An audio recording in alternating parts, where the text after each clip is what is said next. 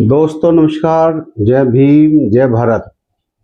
मैं नरेंद्र कुमार आपका स्वागत करता हूं अपना भारत न्यूज चैनल पर। दोस्तों, जैसे कि हम आपको पहले बता चुके हैं कि आने वाली 5 अप्रैल समय दोस्तों बढ़ गया है।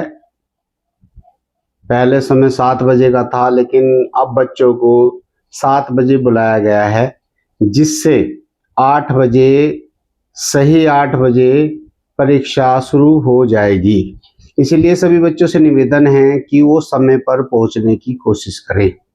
लास्ट टाइम दोस्तों 8 बजे का रहेगा, और जितने भी मित्र, जितने भी छात्र छात्राएं हमारी इस वीडियो को देख रहे हैं, सभी से निवेदन है कि वो समय पर पहुंचने की कोशिश करें, अन्यथा आपका ही नुकसान होगा। क्योंकि आपको पेपर लेट मिलेगा, समय कम मिलेगा। तो इसलिए प्रश्नों को सही तरीके से जांचने परखने के लिए और उनको सही सही चुनने के लिए टाइम की आवश्यकता होती है, जिसमें कि 40 क्वेश्चन है। 40 क्वेश्चनों के लिए हमने 40 मिनट दिए हैं। फिर भी काफी हैं, लेकिन मैं आपसे निवेदन करूंगा कि आप लोग समय पर पहुंचे। चलिए, आज बहुत महत्वपूर्ण सवालों के बीच में मैं आया हूं, फिर मैं आपका स्वागत करता हूं। बहुत ही महत्वपूर्ण सवालों को लेकर के मैं उपस्थित हुआ हूं, इसीलिए इन सवालों को आप देखते रहें। पीछे हमने 6 से 7 वीडियो डाली हैं, उन वीडियो को भी आप निरंतर जो है आप उनमें प्रश्नों को जांचते रहें, लिखते रहें, नोट करते रहें, ताकि आप में से कोई ना कोई भाई, कोई ना कोई हमारा छात्र जो है, छात्रा फर्स्ट सेकंड थर्ड आ जाए। दोस्तों, मैं आपसे पहले ही बता चुका हूं, केवल जितने भी विद्यार्थी हमारे इस परीक्षा में बैठने वाले हैं, हम उनमें से केवल 3 बच्चों को चुनने वाले हैं, फर्स्ट सेकंड थर्ड। और हम पहले भी बता चुके हैं कि यदि कोई बच्चा इसमें पहले स्थान पर 3-4 बच्चे समान अंक ले आता है, तो हम उनकी पर्ची डालेंगे और उसमें से एक चुनेंगे। ऐसी यदि हम सेकंड अंक स्थान पर आने वाले कई विद्यार्थी हो सकते हैं, तो हम उनकी भी पर्ची निकालेंगे। जो भी उनमें से पर्ची निकलेगी उसको सेकंड घोषित करेंगे। ऐसे हम थर्ड को चुनेंगे। थर्ड में से यदि मान लिया एक समान अंक ले आते हैं, 3 या 4 या 5 या और ज्यादा बच्चे एक समान अंक ले आते हैं, तो भी हम उनकी पर्ची निकाल लेंगे। पर्ची का जो प्रारूप होगा एज ए वीडियो बनेगी, और वीडियो के माध्यम से सबको बिल्कुल क्लियरिटी, इसमें किसी प्रकार का कोई भेदभाव नहीं होने वाला है। तो आप लोगों से निवेदन है कि जितने भी बच्चे हैं वो समय पर पहुंचे। और दोस्तों, और मैं एक खास बात बता देना चाहता हूं, जो बच्चे परीक्षा देने डॉक्टर अम्बेडकर पार्क पर पहुंचने वाले हैं, वे अपने साथ में हम व्यवस्था करने जा रहे हैं दोस्तों, क्योंकि मैदान होगा, मैदान में टेबल तो होगी नहीं, ना बेंच होगी, तो उसके लिए हम कुर्सियों की व्यवस्था कर सकते हैं। और उसके साथ साथ में आपको बताएं कि हम सभी बच्चों को एक दफ्ती टाइप देने वाले हैं। हो सकता है कि हम आपके लिए पेनों की भी व्यवस्था करें, क्योंकि ऐसा डॉक्टर अम्बेडकर जन्मोत्सव समिति की तरफ से होने जा रहा है। मैं आपको बताना चाहूंगा कि यह है पूरी परीक्षा वैसे तो जन्मोत्सव समिति के माध्यम से ही की जा रही है, लेकिन यह बड़ी जिम्मेदारी मुझे दी गई है। मैं इसके लिए शुक्रिया अदा करता हूं कमेटी का, और अपने आप को बड़ा सौभाग्यशाली मानता हूं कि उन्होंने मेरे पर ट्रस्ट किया, विश्वास किया और मेरे पर मुझे सारी जिम्मेदारी दी। ऐसा नहीं है, क्योंकि ये बहुत बड़ी जिम्मेदारी और ईमानदारी का काम है। तो मैं आपको आश्वासन दिलाता हूं कि मैं बड़ी ईमानदारी और जिम्मेदारी के साथ में इसका निर्वाह करूंगा, और आश्वासन देता हूं कि किसी प्रकार की कोई भी चीटिंग किसी के साथ में होने वाली नहीं है, कोई भी भेदभाव होने वाला नहीं है। जो बच्चा जिस स्थान पर आएगा, जैसा भी वो काम करेगा, उसको इनाम उसी तरीके से मिलने वाला है। चलिए, मैं आपको बहुत महत्वपूर्ण सवाल बता देता हूं जो इसमें आने वाले हैं। बहरहाल पीछे हमने जो 6 से 7 वीडियो डाली है, वे भी बहुत ही महत्वपूर्ण हैं। चलिए, एक बहुत ही महत्वपूर्ण सवाल ये है कि शिक्षित बनो, संगठित रहो, संघर्ष करो, बाबा साहब ने यह नारा कब और कहां दिया था? बहुत इंपॉर्टेंट सवाल है। यह 18 से 20 जुलाई 1942 में नागपुर में दिया था, महाराष्ट्र के अंदर। ये बहुत महत्वपूर्ण सवाल होने वाला है, इसलिए आप इसे ध्यान में रखें। कब दिया था? यह आयोजित अखिल भारतीय दलित वर्ग सम्मेलन में दिया था। क्या नाम था? आयोजित, यानी कि एक मीटिंग बुलाई दी गई थी, एक सम्मेलन बुलाया गया था, अखिल भारतीय दलित वर्ग सम्मेलन, जिसमें ये बाबा साहब ने कहा था शिक्षित बनो, संगठित रहो, संघर्ष करो। चलिए दूसरा सवाल लेते हैं। बाबा साहब के पुस्तकालय का क्या नाम था? जब बाबा साहब ने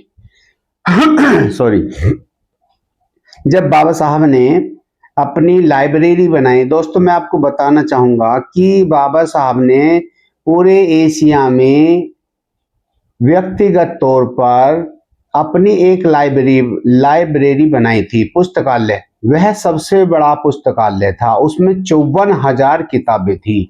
बाबा साहब को पुस्तकें पढ़ने का बड़ा शौक था। उन्हें ऐसा भी कहा जाता है कि वो पढ़ाकू थे। आगे चलते हैं, तो इस क्वेश्चन का ध्यान रखें।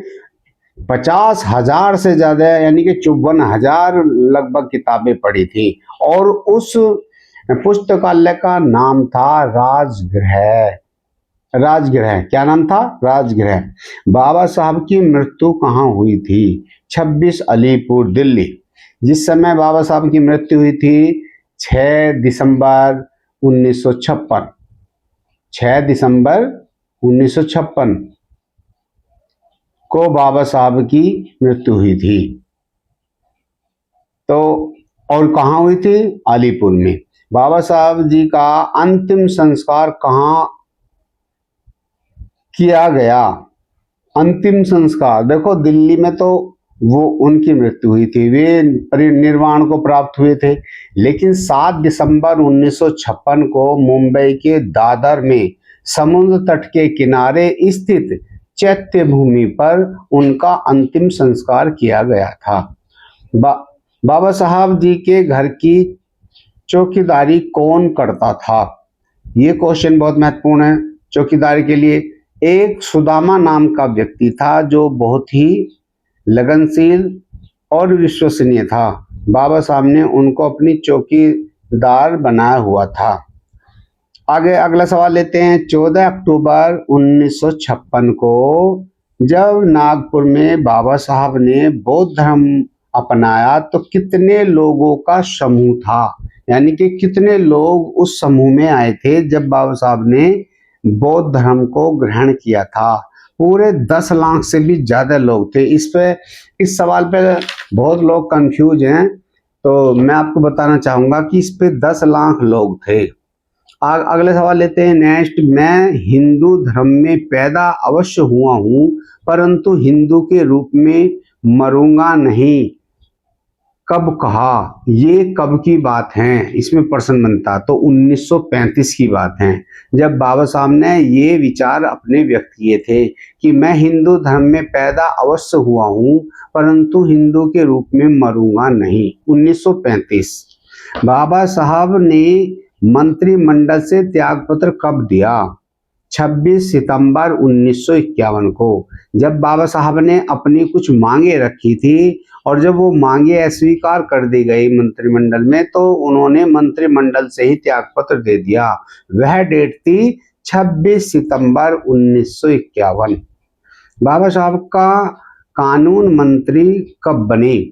बाबा साहब कानून मंत्री कब बने? तो 15 अगस्त, नोट कर लें, 15 अगस्त 1947 को बाबा साहब कानून मंत्री बने थे। कब? यानी कि जब भारत स्वतंत्र हुआ था उसी दिन बाबा साहब कानून मंत्री बन गए थे।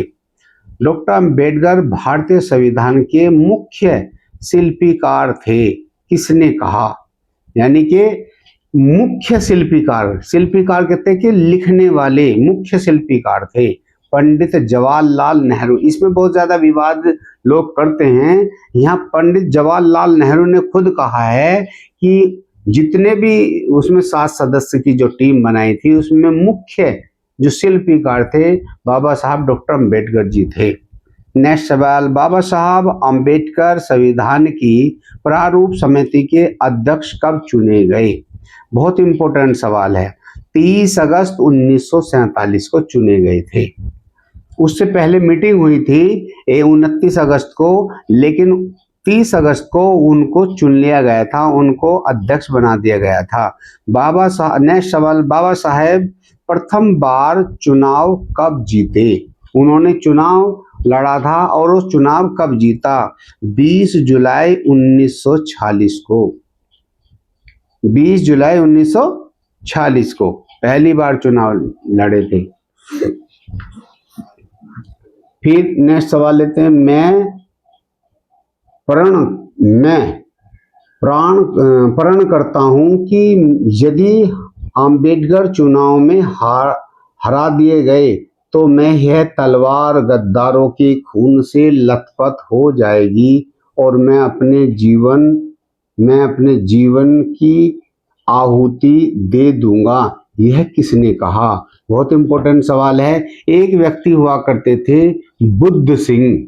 ये शब्द बुद्ध सिंह के हैं क्योंकि पहली बार जब बाबा साहब चुनाव लड़े थे तो उनको जानबूझकर हरा दिया गया था।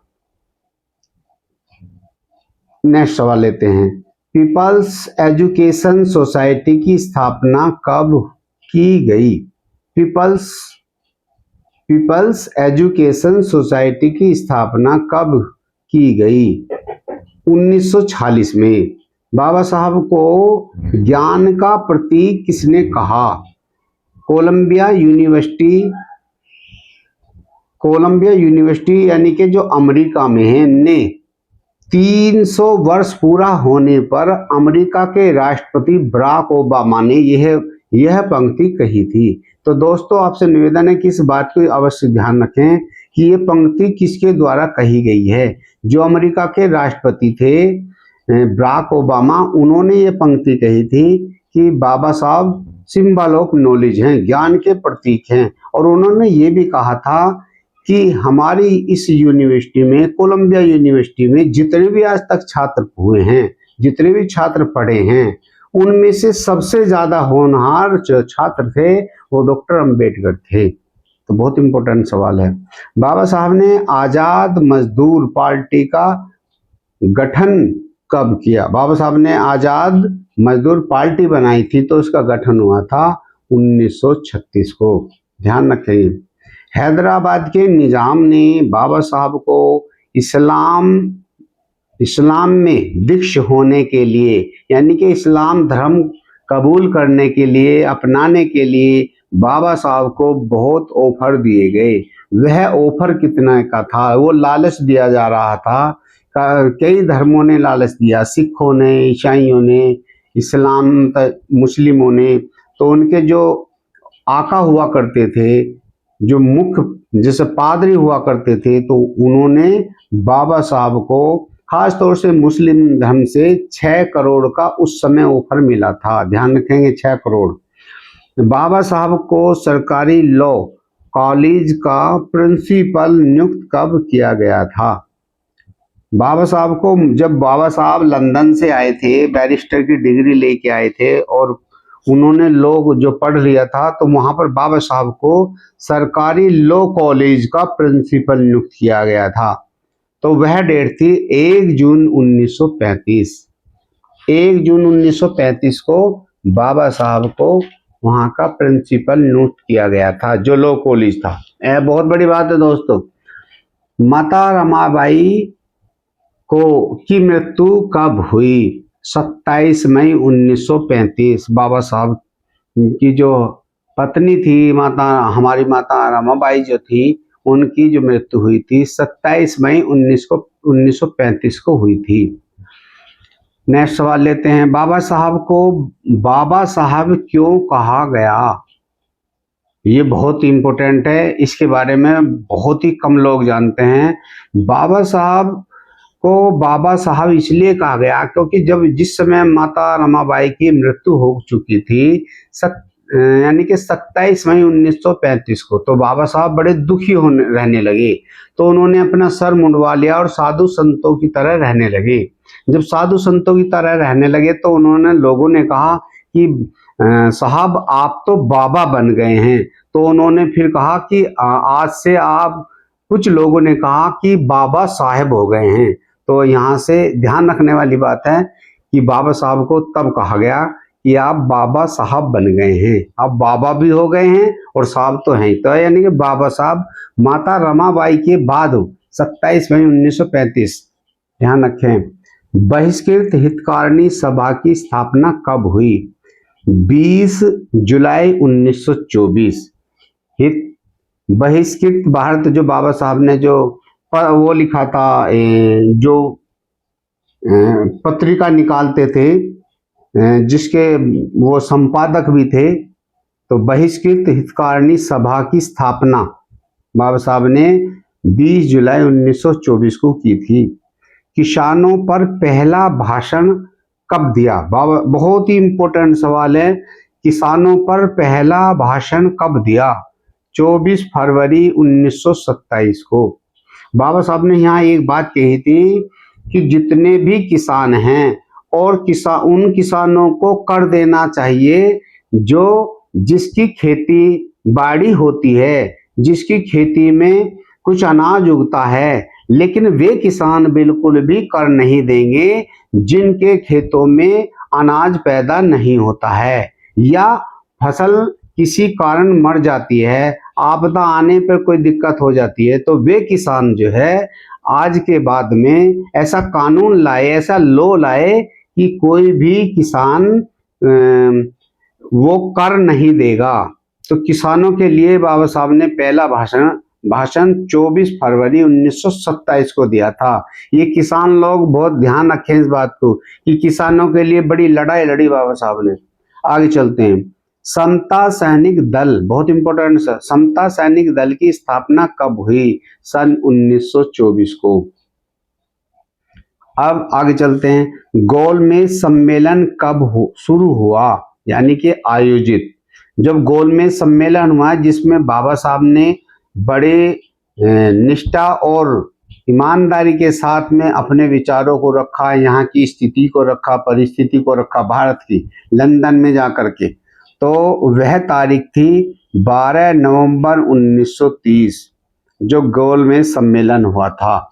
इसमें बाबा साहब की बातों को बहुत ही अच्छी तरीके से स्वीकारा गया, उनकी बातों को सुना गया और बाबा साहब ने यहाँ पर विजय प्राप्त की। अब एक बहुत महत्वपूर्ण सवाल है, गोलमेज सम्मेलन की अध्यक्षता किसने की थी? बहुत कम लोग जानते हैं, ये बहुत इंपॉर्टेंट सवाल है।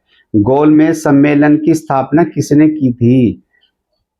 रैमसे मैकडोनाल्ड, जो वहां के राजा थे, मैकडोनाल्ड जो वहां के सम्राट थे, उन्होंने उसकी अध्यक्षता की थी। तो दोस्तों ये बहुत महत्वपूर्ण सवाल है, मैंने आपके सामने बहुत सारे सवाल रखे हैं, शॉर्ट में रखना चाहता हूं, तो आप हमारे साथ में बने रहें, देखते रहें। दोस्तों से अपील है, सभी बच्चों से अपील है कि हमारे चैनल को सब्सक्राइब कर लें, लाइक कर दें और वीडियो को शेयर कर दें और कुछ ना कुछ कमेंट्स इसमें जरूर डालें। यदि कोई दिक्कत होती है तो हम उसमें सुधार करेंगे। इसी के साथ जय भीम, नमो बुद्धाय, जय भारत।